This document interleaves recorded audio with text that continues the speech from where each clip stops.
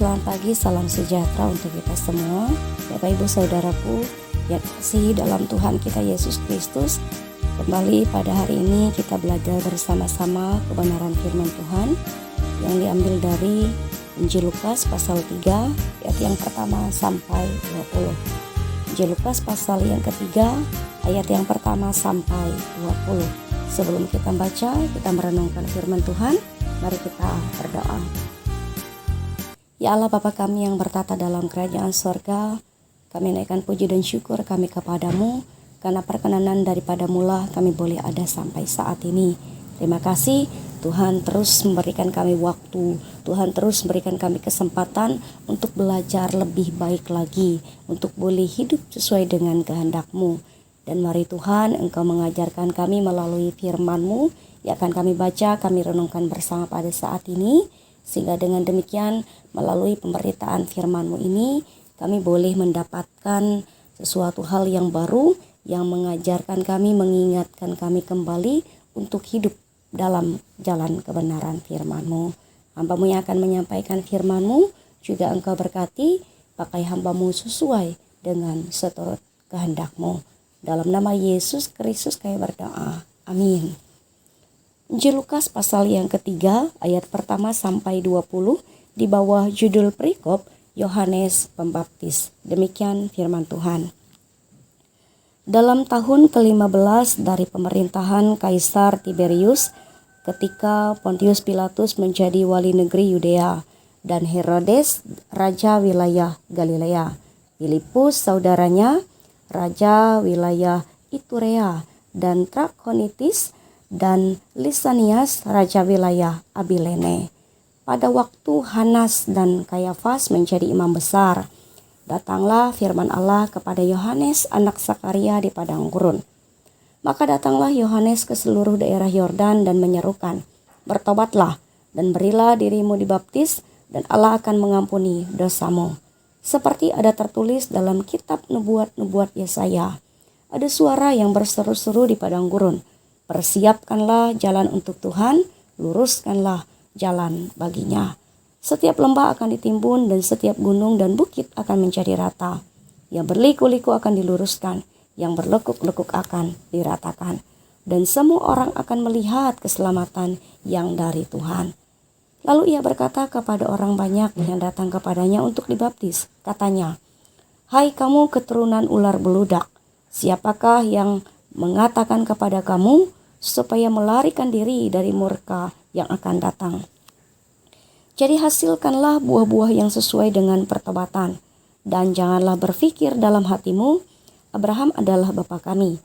Karena aku berkata kepadamu, Allah dapat menjadikan anak-anak bagi Abraham dari batu-batu ini. Kapak sudah tersedia pada akar pohon, dan setiap pohon yang tidak menghasilkan buah yang baik akan ditebang dan dibuang ke dalam api." Orang banyak bertanya kepadanya, "Jika demikian, apakah yang harus kami perbuat?" Jawabnya, "Barang siapa mempunyai 2 helai baju, hendaklah ia membaginya dengan yang tidak punya. Dan barang siapa mempunyai makanan, hendaklah ia berbuat juga demikian." Ada datang juga pemungut-pemungut cukai untuk dibaptis, dan mereka bertanya kepadanya, "Guru, apakah yang harus kami perbuat?" Jawabnya, "Jangan menagih lebih banyak daripada yang telah ditentukan bagimu." Dan prajurit-prajurit bertanya juga kepadanya, "Dan kami, apakah yang harus kami perbuat?" Jawab Yohanes kepada mereka, "Jangan merampas dan jangan memeras, dan cukupkanlah dirimu dengan gajimu."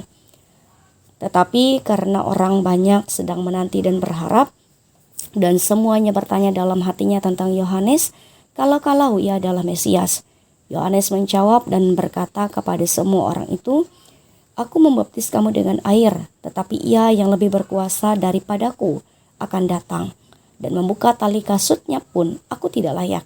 Ia akan baptis kamu dengan Roh Kudus dan dengan api.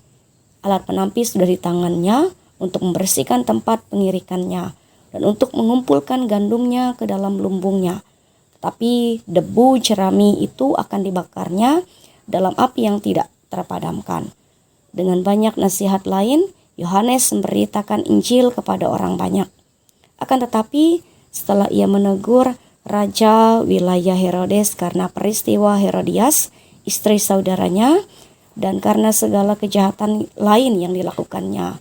Raja itu menambah kejahatannya dengan memasukkan Yohanes ke dalam penjara. Yang berbahagia ialah mereka yang boleh mendengarkan firman Allah dan yang memeliharanya. Amin. Bapak Ibu Saudaraku yang dikasihi dan diberkati oleh Tuhan kita Yesus Kristus, pada hari ini kita membahas tokoh Alkitab, yaitu Yohanes Pembaptis. Tokoh yang sama yang dibahas dalam ibadah Minggu tanggal 4 Desember kemarin. Dan dalam nas ini ada beberapa bagian yang akan saya ambil untuk perenungan kita bersama dari apa yang diserukan oleh Yohanes Pembaptis. Yang pertama, Yohanes menyerukan bagi umat pada saat itu, bagi mereka yang datang, yang ingin dibaptis, Yohanes menyerukan untuk berbagi kepada sesama yang tidak mempunyai. Dalam hal ini atau dalam nas firman Tuhan ini, yaitu berbicara tentang baju dan juga makanan. Hal ini mau mengingatkan kita, mau mengajarkan kita bagaimana untuk kita terus peduli dengan sesama kita yang membutuhkan, yang memerlukan. Di tengah zaman yang semakin modern ini, bagaimana kita tetap memiliki kasih, bagaimana kita tetap peduli dengan orang-orang yang ada di sekitar kita. Jadi, seruan pertama yang menjadi pembelajaran bagi kita pada saat ini adalah bagaimana kita tetap memiliki kasih, bagaimana kita peduli dengan orang-orang di sekitar kita. Kemudian kita juga diingatkan untuk belajar mencukupkan dengan apa yang diberikan atau dengan apa yang menjadi hak kita.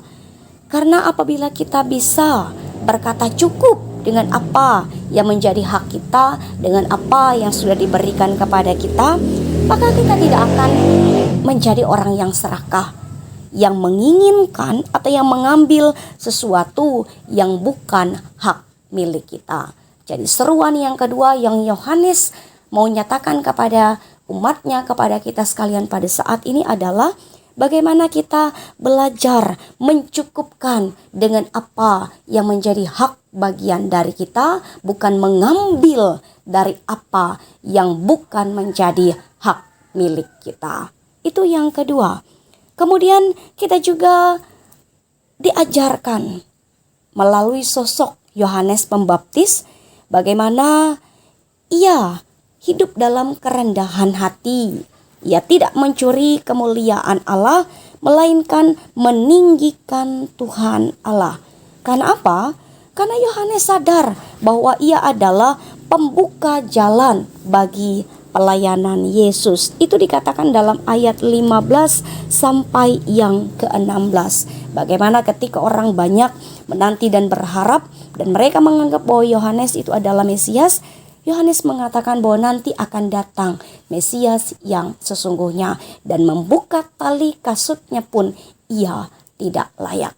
Artinya Yohanes meskipun banyak orang yang datang yang meminta diri dibaptis, tetapi ia sadar akan keberadaan hidupnya, ia sadar akan keberadaan pelayanannya bahwa ia adalah pembuka jalan. Ia tidak mencuri kemuliaan Yesus, melainkan ia merendahkan dirinya. Dan yang keempat, Bapak Ibu Saudaraku yang dikasihi oleh Tuhan kita Yesus Kristus, kita juga kembali belajar daripada Yohanes. Bagaimana ia berani menegur kesalahan tanpa memandang jabatan dan status, meskipun resiko pahit akan ia terima. Itu jelas sekali dikatakan dalam ayat 18 sampai 20. Bagaimana ia menegur Herodias, istri saudara daripada Herodes ini, ketika ia melakukan kesalahan. Ia tidak takut dengan jabatan, dengan status mereka, melainkan ia tetap berani menegur mereka meskipun resiko, meskipun ia dipenjara, bahkan ketika ia menerima penghukuman, ia tetap menyerukan ini salah, ini benar, ia menyatakannya. Jadi Bapak Ibu Saudaraku yang dikasihi oleh Tuhan kita Yesus Kristus, melalui nas ini dan sesuai dengan tema kita pada bulan ini, yaitu memberitakan kesukaan besar dari Allah. Mari kita belajar menjadi sosok seorang Yohanes Pembaptis, bagaimana kita tidak takut menyatakan kebenaran, memberitakan tentang perbuatan-perbuatan besar Allah dalam kehidupan kita, meskipun ada tantangan, meskipun ada rintangan, bahkan ada risiko yang kita hadapi di dalam dunia atau di dalam tugas pelayanan kita. Teruslah menjadi alat Tuhan, teruslah menjadi pemberita kesukaan besar dari Allah bagi dunia ini. Karena untuk itulah kita dipanggil dan diutus di dalam dunia ini. Jadi sekali lagi saya katakan kepada kita semua, kita adalah hamba-hamba Tuhan. Kita adalah umat pilihan Tuhan yang diutus untuk memberitakan kabar, memberitakan kesukaan besar dari Allah kepada orang-orang di sekitar kita. Jadi mari kita beritakan kesukaan itu kepada semua orang dengan berani, dengan lantang, meskipun ada tantangan risiko yang akan kita hadapi. Amin untuk firman Tuhan. Kita bersama menaikkan doa syafaat, kita bersama berdoa bagi jemaat Jori Jerah Tabulang. Mari kita berdoa. Allah Bapa kami yang bertata dalam kerajaan sorga, terima kasih atas firman-Mu yang telah kami dengarkan bersama. Mampukan kami untuk boleh melakukannya, sehingga dengan demikian kami boleh menjadi utusan-utusan-Mu yang memberitakan kesukaan besar bagi seluruh orang-orang yang ada di sekitar kami. Mampukan kami di dalam pertolongan kuasa Roh Kudus Tuhan untuk boleh terus melakukan firman-Mu. Pada saat ini ya Tuhan, kami ingin bersama berdoa bagi jemaat Jori Jerah Tabulang. Berkatilah mereka yang ada di sana ya Tuhan.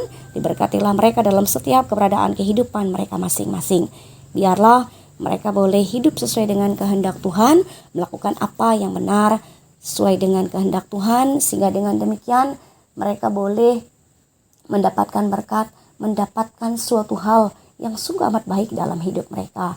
Berkati mereka dalam usaha dan pekerjaan mereka, berkati mereka dalam setiap rencana masa depan mereka. Apa yang mereka harapkan, apa yang mereka impikan, biarlah semuanya boleh terwujud di dalam pertolongan Tuhan saja. Iman pengharapan mereka boleh semakin kuat, kokoh dan teguh, sehingga dengan demikian mereka tetap mampu bertahan meskipun begitu banyak tantangan rintangan yang akan mereka hadapi ketika menjadi umat-Mu. Terima kasih ya Tuhan. Bahkan kami berdoa untuk persiapan mereka untuk melaksanakan Natal dan lain sebagainya Tuhan. Biarlah semuanya diberkati oleh Tuhan, berjalan dengan baik, dengan lancar di dalam pertolongan kuasa Roh Kudus Tuhan. Kami juga berdoa bagi pendeta, penatua diakon yang boleh melayani di sana. Biarlah mereka boleh diberikan kesehatan dan kekuatan, mereka boleh melayani dengan penuh sukacita, dengan penuh rasa kesetiaan, sehingga dengan demikian pelayanan yang boleh mereka lakukan boleh menjadi berkat di dalam kehidupan jemaat-Mu. Pakai mereka dengan lebih luar biasa lagi ya Tuhan. Ya Tuhan, Allah Bapa kami yang bertata dalam kerajaan sorga, dalam bulan Desember ini begitu banyak perayaan-perayaan Natal yang dilaksanakan.